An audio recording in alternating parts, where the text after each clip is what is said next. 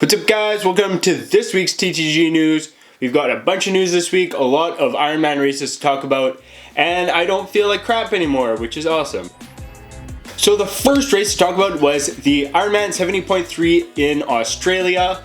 All the competitors were Australian, I think, or the top 5 for both age groups were. So I guess maybe only Australians could race, or only Australians wanted to. So for the men, the two first guys, which are Dan Wilson and Ryan Fisher, actually broke away from the pack from the get-go. Right in the swim, they were getting a lead. During the bike, they gained over a minute of lead over everybody else.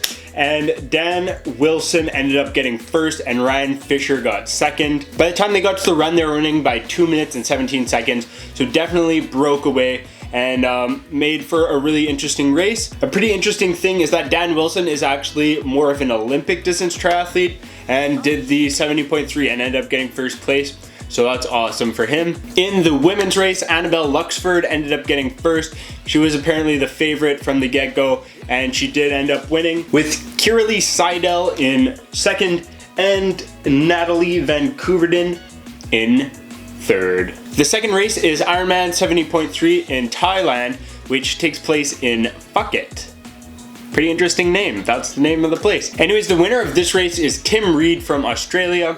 More Australians in the news, but he ended up winning by only 16 seconds. So a super close race. This is a 70.3, by the way. So you don't really see these 16-second gaps between first and second very often. With Michael Raylert coming in second, who is also another triathlete that we talk about a lot in the news, because he's probably really good, that's why. Amelia Watkinson was the winner for the women, who actually ended up winning by like 10 minutes. So very different race between the men and the women. In second place was Dimity Lee Duke, and in third, Paris Edwards. Ironman Cozumel also just went down, with Frederick Van Leerd in first. For the men, Matt Russell in second and Chris Lieferman in third. A whole bunch of other triathletes that we hear about a lot in these races. For the women, from what I can tell, was a very interesting race. We had Michelle Vasterby in second, Lauren Brandon in third, and Camila Peterson in third. So what happened with these three women is that they all ended up on the run all together,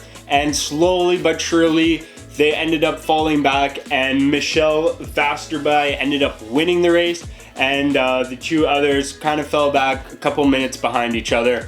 So that's basically how that race went. Pretty interesting for the women. Ironman 70.3 in Uruguay actually also went down, with the Canadian winner for the women, Christy Jane, or John, I don't know, probably Jane, I don't know. Anyway, she's Canadian, so I like her, so way to go.